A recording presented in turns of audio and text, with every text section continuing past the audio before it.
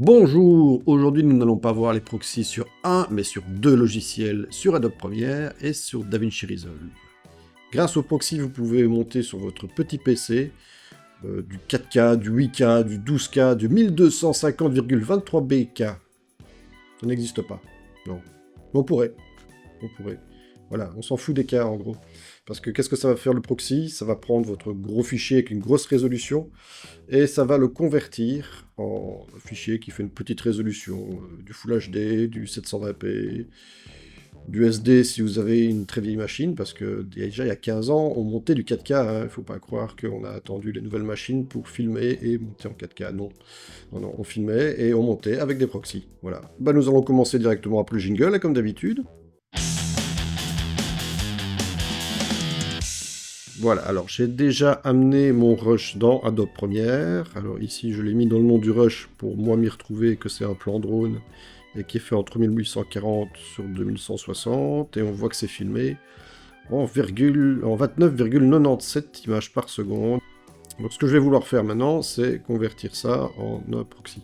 Donc quand je vais créer mon proxy, ça ne va pas me créer une deuxième vidéo, non, ça va juste me mettre un proxy ici en arrière-plan quand je vais travailler, et au final, j'irai chercher mon fichier en bonne résolution.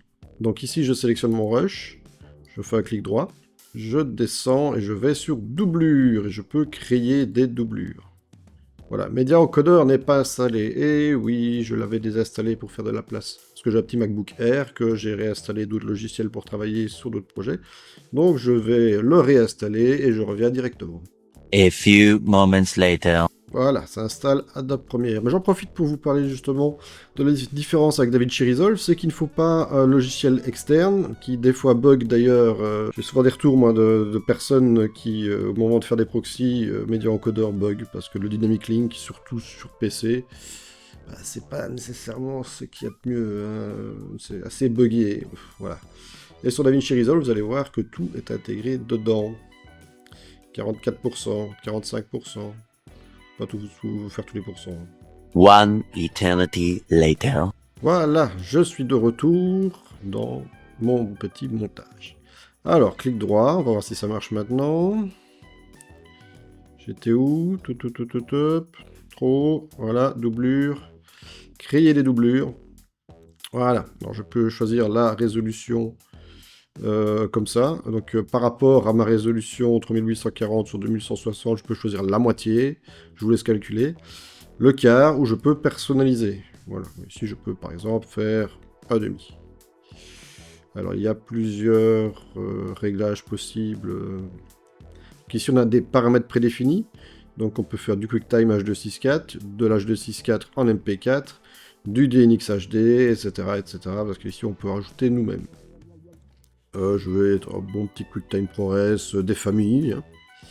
Alors, emplacement, en regard du média d'origine dans le dossier doublure, donc il va me créer un dossier doublure.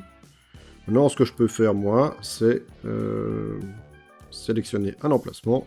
Voilà, j'ai fait mon dossier Rush ici. Je peux créer un nouveau dossier moi-même, Proxy, parce que j'aime bien de savoir comment je trie et que je range mes trucs. Je sélectionne le dossier, je fais OK. Et là, il nous move Media Encoder. Voilà, et on voit ici qu'il m'a très vite encodé mon petit rush. Il n'a pas fini. Donc, voilà. Terminé. Je ferme Media Encoder. Et qu'est-ce qui se passe? Rien pour l'instant. Je vais prendre mon rush. Est-ce que je crée ma timeline comme un gros bourrin? Oui, je vais créer ma timeline comme un gros bourrin. Mais il y a une petite icône maintenant qui s'est activée ici. Activer ou désactiver les copies allégées. En gros, je peux travailler ou pas avec des proxys. Voilà, peut-être que ça va se voir si je vais zoomer.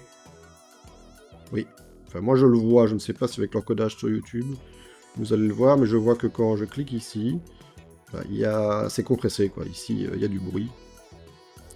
Quand vous montez en proxy, à la fin de votre montage, vous désactivez les proxys et vous faites votre rendu et vous l'aurez en bonne qualité. Nous allons directement faire la même manipulation sur notre ami DaVinci Resolve. Donc maintenant je suis dans DaVinci Resolve. J'ai mon bon plan drone qui est ici. Alors, avant de créer le proxy, il faut aller dans Fichier, paramètres du projet. Et ici, vous allez descendre et aller dans Média optimisé et rendu. Voilà. C'est là qu'on peut choisir, comme dans Adobe Premiere, en demi, en quart. Je vais faire demi comme dans l'autre.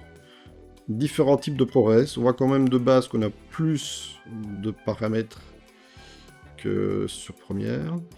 Bon, ProRes de proxy. Voilà. Et là, je fais enregistrer. Et je n'ai plus qu'ici à cliquer sur mon plan. Et je fais générer un média proxy. Hop, fini. Il a été un peu plus vite qu'avec Media Encoder. Hein. Tout ça dans le même logiciel. Hein. Je vous laisse en tirer les conclusions. Voilà. Et là, je peux mettre mon plan, commencer à monter. Et ici, j'ai une petite icône qui pour moi est un peu plus claire que le machin sur Adobe Premiere. Voilà, où je préfère les proxys. J'enlève les proxys. Et le fichier original de la caméra. Voilà. Donc ici, si je me mets en proxy, pareil, on devrait voir qu'ici, voilà, ici je suis en média original, en proxy, voilà.